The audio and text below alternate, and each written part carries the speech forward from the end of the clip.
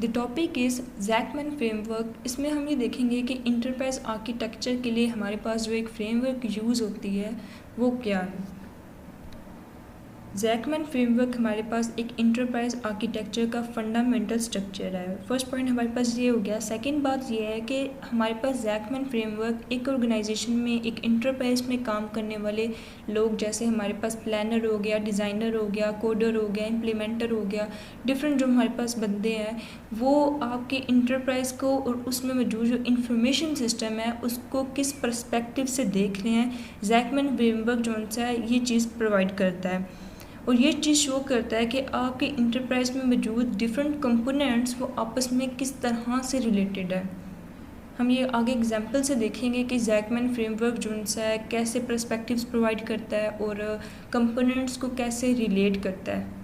अब हम ये देखेंगे कि वाई जैकमैन फ्रेमवर्क के जैकमैन फ्रेमवर्क इंपॉर्टेंट क्यों है। लास्ट वीडियो में जब मैंने इंटरप्राइज आर्किटेक्चर की इंपॉर्टेंस बताई थी तो उसमें मैंने ये बताया था कि हमारी जब टेक्नोलॉजी चेंज होती है तो हमारी बिज़नेस को भी उसके लिहाज से चेंज होना होता है। तो इंटरप्राइज आर्किटेक्चर ये फैसिलिटी प्रोवाइड करता है कि आप अपनी ऑर्गेनाइजेशन को अपनी टेक्नोलॉजी के लिहाज से रैपिडली चेंज कर सकते हो। तो हमारे पास जो जैकमैन फ्रेमवर्क है, जो इंटरप्राइज आर्किटेक्चर की हमारे पास एक फ्रेमवर्क है Jackman framework, one of the framework the enterprise architecture use is Jackman framework. तो जैकमैन फ्रेमवर्क क्या करता है कि वो आपको ये फैसिलिटी प्रोवाइड करता है कि आप अपने बिज़नेस को, अगर आपका कॉम्प्लेक्स बिजनेस भी है, आप उसको चेंज कर सकते हो। हम ये देखते हैं कि in today complex business environment many large organizations have great difficulty responding to changes. कि अब हम ये देखते हैं कि हमारे पास कॉम्प्लेक्स बिजनेस, जैसे कि बहुत बड़ी ऑर्गेनाइजेशन जो उनसी आज के दौर में हम ये देखते हैं कि इस्टेब्लिश हो चुकी हैं। तो जब उनको चेंज करना होता है तो उनको बहुत ज़्यादा मसला आता है। इसकी वजह क्या हो सकती है, उनको मसला क्यों आता है इतना? इसकी एक वजह तो ये है कि कॉम्प्लेक्स स्ट्रक्चर, जैसे हम देखते हैं एयरप्लेन्स और बिल्डिंग्स में देखते हैं उनका स्ट्रक्चर जब बन रहा होता है, उनका मॉडल जब बन रहा होता है तो क्या होता है, उसका स्ट्रक्चर बहुत ज़्यादा जो है वो डिफ़िकल्ट होता है, कॉम्प्लेक्स होता है। और दूसरी वजह इसकी ये है कि जो सी components in different areas of the organisation, जैसे फॉर एग्जांपल कंपोनेंट ए जो है वो एरिया ए में मौजूद है, कंपोनेंट बी जो है एरिया बी में मौजूद है।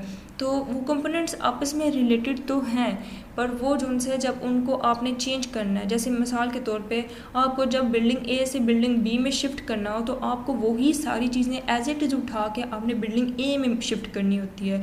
तो इसी तरह से जब टेक्नोलॉजी चेंज होती है तो आपने उन्हीं कंपोनेंट्स को न्यू टेक्नोलॉजी के लिहाज से उसी तरह से लिंक करना होता है, उसी तरह से जो सा आपने उसको रिलेट करना होता है। तो जैकमैन फ्रेमवर्क क्या करता है कि provides a mean of classifying an organization architecture, या आपके ऑर्गेनाइजेशन के आर्किटेक्चर को क्लासीफाई करता है, या हम देखेंगे कि वो किस तरह से करता है आगे एग्जांपल से। Use to model an organization existing functions, elements and processes and help manage business change. जैसे आपके ऑर्गेनाइजेशन में जो फंक्शंस एग्जिस्टिंग अभी काम कर रहे हैं, जो एलिमेंट्स हैं, जिस तरह से प्रोसेसेस हो रहे हैं, उनको सब फर्स्ट ऑफ ऑल एक मॉडल करता है, एक ब्लूप्रिंट जो है जो हमने देखा था कि हमारे पास इंटरप्राइज आर्किटेक्चर में वो प्रोवाइड करता है। और फिर अगर आपने बिज़नेस का चेंज करना हो कि बिज़नेस में आपने को जो चीज़ बिज़नेस चेंज करना हो तो उसमें जो है आपको मदद करता है। अब हम जैकमैन फ्रेमवर्क का स्ट्रक्चर देखते हैं। तो जैकमैन फ्रेमवर्क स्ट्रक्चर में हमारे पास क्या है कि हमारे पास 2 डायमेंशनल क्लासिफिकेशन स्कीम होती है जो आपके इंटरप्राइज की डिस्क्रिप्टिव रिप्रेजेंटेशन करती है। जैसे मिसाल के तौर पे हमारे पास ये देखें 2 डायमेंशनल है और इसमें हमारे पास 36 जो है सेल्स मौजूद हैं और हमारे पास ये मैट्रिक्स की फॉर्म में है। 2 dimensional classification scheme for descriptive representation of an enterprise की अगर आपने अपनी इंटरप्राइज को रिप्रेजेंट करना है डिस्क्रिप्टिव फॉर्म में तो आप जो है यूँ जैकमैन फ्रेमवर्क से जो है उसको डिस्क्राइब कर सकते हो, उसको डिफाइन कर सकते हो। That is structure as a matrix containing 36 cells, each of them focusing on one dimension or perspective of the enterprise. कि इनमें से एक जो सा सेल है, इनमें से जैसे 36 सेल्स जो हमारे पास मौजूद है वो किसी डायमेंशन को या किसी पर्सपेक्टिव को जो है वो डिस्क्राइब कर रहे होंगे। अब हमारे पास रोज़ जो सी है वो different view points involve in this system development process. हमारे पास जो सी रोज़ होती हैं वो ये होती हैं, ये वाली रोज़ है हमारे पास। और हमारे पास जो कॉलम है वे वाइल columns represent different perspective of the stakeholders involve in the organisation. Columns हमारे पास ये हो गए। तो बेसिकली वो कह ये रहे हैं कि जैसे प्लानर है, ये हमारे पास रो है जिसमें हम ये देखते हैं कि हमारे सिस्टम डेवलपमेंट प्रोसेस में डिफरेंट व्यू पॉइंट्स कौन कौन से होते हैं। जैसे हमारे पास प्लानर का व्यू पॉइंट है, हमारे पास ऑनर का व्यू पॉइंट है, हमारे पास डिज़ाइनर का व्यू पॉइंट है, बिल्डर का है, सब कॉन्ट्रैक्टर का है, फंक्शनिंग इंटरप्राइज का है। सेकेंड ये चीज़ के कॉलम्स जो उनसे हम different perspective of the stakeholders involve in the organization के जैसे हमारा प्लानर है वो किस परस्पेक्टिव, उसका परस्पेक्टिव व्हाट के हिसाब से, हाउ के हिसाब से, वेयर के हिसाब से, वो के हिसाब से वो क्या सोच रहा है, व्हेन के हिसाब से एंड वाई के हिसाब से वो क्या सोच रहा है। नेक्स्ट हमारे पास आ जाता है कॉलम्स ऑफ जैकमैन फ्रेमवर्क के। हमारे जैकमैन फ्रेमवर्क में हमारे पास जो कॉलम थे जैसे व्हाट, हाउ, वेयर, वो, व्हेन, वाई, ये क्या क्या है। जैसे हम देखते हैं कि व्हाट में हमारे पास आ जाता है data, what is the business data, information और ऑब्जेक्ट। एक इंटरप्राइज में मौजूद जो है बिजनेस में मौजूद हमारे पास डाटा क्या है, उसमें इंफॉर्मेशन क्या है और ऑब्जेक्ट्स क्या हैं, ये हमें डाटा वर्ड से पता चलता है। जैसे हम यहाँ पे देख सकते हैं कि जैसे प्लानर के हमारे पास व्यू पॉइंट के और स्टेक होल्डर के परस्पेक्टिव से व्हाट पे हम देखें तो list of things, enterprise model, logical data model, physical data model, data definition, ये हमारे पास व्हाट के जो से परस्पेक्टिव से आ जाते हैं। सेकेंड हमारे पास है how function.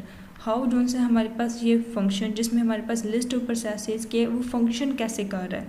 Activity model, process model, system model, program. How does the business work के बिजनेस वर्क कैसे कर रहा है, उसमें मौजूद बिजनेस प्रोसेसेस क्या हैं।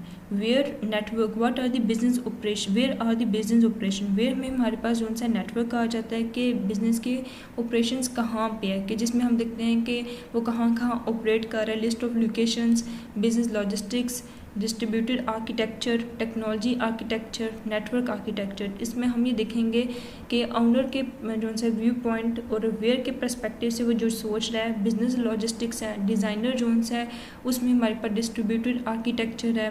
बिल्डर जोन्स है जो फिज़िकल, वो जोन सा वेयर के पर्सपेक्टिव से जब सोच है वो टेक्नोलॉजी आर्किटेक्चर है।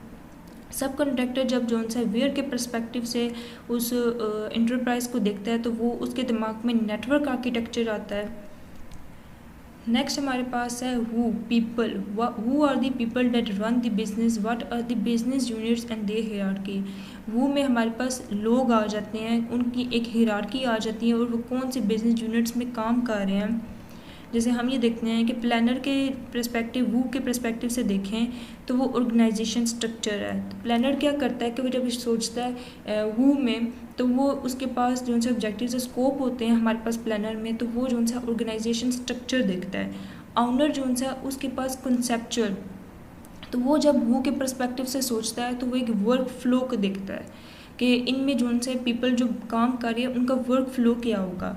डिज़ाइनर जो सा लॉजिकल, तो वो ह्यूमन इंटरफेस पे जो सा काम करता है। जैसे हम देखते हैं ना कि जो अगर हम प्रोजेक्ट बना रहे हैं, कोई भी सॉफ्टवेयर बना रहे हैं, तो वो ह्यूमन इंटरफेस पे कि उसमें मौजूद जो लोग उसके साथ इंटरेक्ट कर रहे हैं वो कैसे होगा, वो ये चीज़ जो सा डिज़ाइनर देखता है। बिल्डर जो सा फिजिकल, वो प्रेजेंटेशन इंटरफेस जो सा दिखता है। सब कॉन्ट्रैक्टर वो सिक्योरिटी इंटरफेस देखता है, फंक्शनिंग इंटरप्राइज ऑर्गेनाइजेशन। नेक्स्ट हमारे पास आ जाता है when, time. When are the business process performed? It is what are the business schedules and workflows. जैसे हम ये देखते हैं कि प्लानर जोन्स है, जैसे वन में हमारे पास टाइम आ जाता है। प्लानर जोन्स है वो लिस्ट ऑफ इवेंट्स देखता है और ऑनर जोन्स है वो मास्टर स्केड्यूल परफॉर्म करता है। डिज़ाइन उसके जब वो वन के पर्सपेक्टिव से सोचता है टाइम के तो मास्टर स्केड्यूल जोन्स है परफॉर्म को देखता है।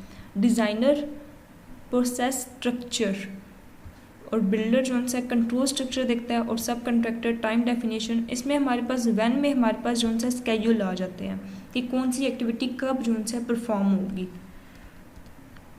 Y, motivation. Why is the solution the one chosen, how was that derived from, what motivates the performance of certain activities. अब इस पूरे जैकमैन फ्रेमवर्क में सबसे इंपॉर्टेंट जो चीज़ है वो है वाई, फ्यूचर, कि हमारे पास लिस्ट ऑफ गोल्स ऑब्जेक्टिव क्या है। प्लानर जोन से वो लिस्ट ऑफ गोल्स ऑब्जेक्टिव को देखता है। ऑनर जोन से वो बिजनेस प्लान्स को, डिज़ाइनर बिजनेस रूल्स को, बिल्डर जोन से रूल डिज़ाइन को, subcontractor rule specification and functioning enterprise strategy.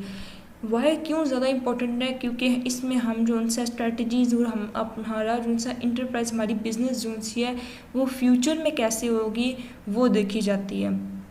तो ये जैकमैन फ्रेमवर्क में हमारे पास था what, how, where, who, when, why, जिसमें हमने देखा कि व्हाट जो है data, what data is collected, what list of things, how business perform, list of processes, function आ जाता है, वेयर लोकेशन कि वो कहाँ कहाँ जो सा परफॉर्म कर रहा है, लिस्ट ऑफ लोकेशंस, वो पीपल के उसमें मौजूद लोग कौन है, उनका ऑर्गेनाइजेशन स्ट्रक्चर क्या होगा, उनका वर्क फ्लो क्या होगा, व्हेन टाइम, इसमें हमारे पास लिस्ट ऑफ इवेंट्स की कौन सी एक्टिविटी कब परफॉर्म होंगी, वाई फ्यूचर के उनके गोल्स क्या हैं, स्ट्रेटजीज क्या है, बिजनेस प्लान्स क्या है, बिजनेस रूल्स क्या हैं, ये चीज़ आ जाती है।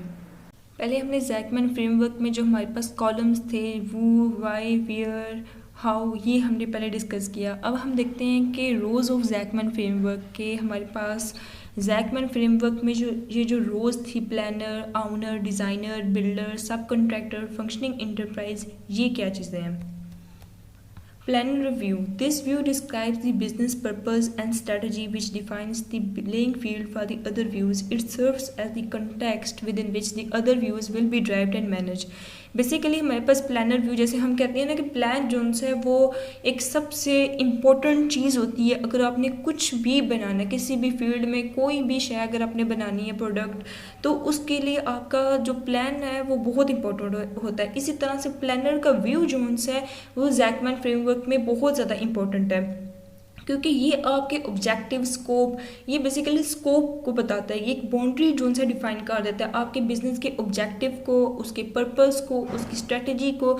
और ये आपके अदर व्यूज जोन से हैं, जैसे हमारे पास ऑनर है, बिल्डर है, डिज़ाइनर, इम्प्लीमेंटर, इनके जोन्स है, इनको एक बेस प्रोवाइड करता है ऑनर व्यू। अब जो बंदे जो उनसे रन करें ऑर्गेनाइजेशन को, ये उनका व्यू है, तो obviously it's important. This perspective is very important because it is defined by the business people who run the organization. Designer view. This describes how technology may be used to address the information processing needs identified in the previous row.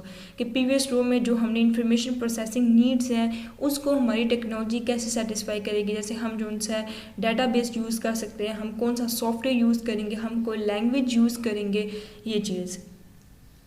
Next हमारे पास आ जाता है builder view, technology physics. This is a representation of how the system will be implemented. It makes specific solutions and technologies apparent and addresses production कंसंट्रेट्स.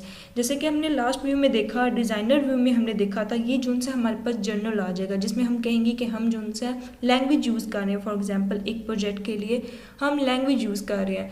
Builder view में आप specific कर दो कि आप C# यूज़ कर रहे हो, पाइथन यूज़ कर रहे हो, PHP यूज़ कर रहे हो, ESP यूज़ कर रहे हो, तो आप उसको स्पेसिफिक कर दोगे अपनी टेक्नोलॉजी को या सोल्यूशन को जो आप प्रोडक्शन कंसंट्रेट्स के लिए एड्रेस कर रहे हो.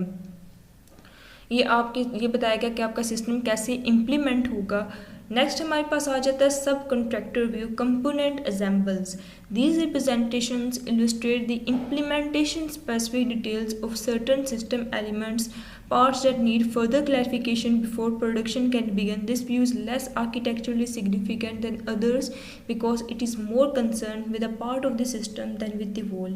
जैसे कि हम सब कॉन्ट्रैक्टर व्यूज़ में हम पार्ट्स पे काम करते हैं कि जैसे हमारे पास हम कह सकते हैं कि सर्टन सिस्टम एलिमेंट्स पार्ट्स में, जिसमें हम कहते हैं कि प्रोडक्शन से पहले जिनमें हमने अभी लगता है कि इसमें थोड़ा सा हमें और काम करना चाहिए. उसके बाद हमारे पास आ जाता है फंक्शनिंग इंटरप्राइज में कि अपने ऑपरेशनल इन्वायरमेंट में अपने प्रोडक्ट को बेचने से पहले आप जो है इस व्यू पे काम करते हो. This is a view the functioning system in its operational environment के हमारा जो सा सिस्टम है वो ऑपरेशनल इन्वायरमेंट में वर्क कैसे करेगा. तो ये थी हमारे पास जैकमैन फ्रेमवर्क, जिसमें हमने सबसे पहले देखा कि हमारे पास जैकमैन फ्रेमवर्क होती क्या है. एक फंडामेंटल स्ट्रक्चर है इंटरप्राइज का जो उनसे डिफरेंट पर्सपेक्टिव बताता है. उसके बाद हमारे पास जैकमैन इंपॉर्टेंट क्यों है, क्योंकि चेंज जो उनसे अगर आ जाए बिजनेस में एक टेक्नोलॉजी के लिहाज से तो उसको करने के लिए हमें जैकमैन फ्रेमवर्क बहुत इंपॉर्टेंट है. उसका हमने स्ट्रक्चर देखा कि हमारे पास ये 2 डायमेंशनल होता है, इसके 36 सेल होते हैं. उसके बाद रोज़ होती हैं, कॉलम्स होते हैं. रोज़ में हम कॉलम्स में हमने देखा कि हमारे पास what, how, where, who, when, why क्या चीज़ें हैं. उसके बाद हमने रोज़ में देखा कि प्लानर व्यू क्या है, owner view, designer view, builder view, subcontractor view, functioning enterprise. तो ये थे हमारे पास जैकमैन फ्रेमवर्क. तो अगर आपको वीडियो पसंद आई तो वीडियो को प्लीज़ लाइक कीजिएगा, चैनल को प्लीज़ सब्सक्राइब कीजिएगा और शेयर कीजिएगा. Thank you so much.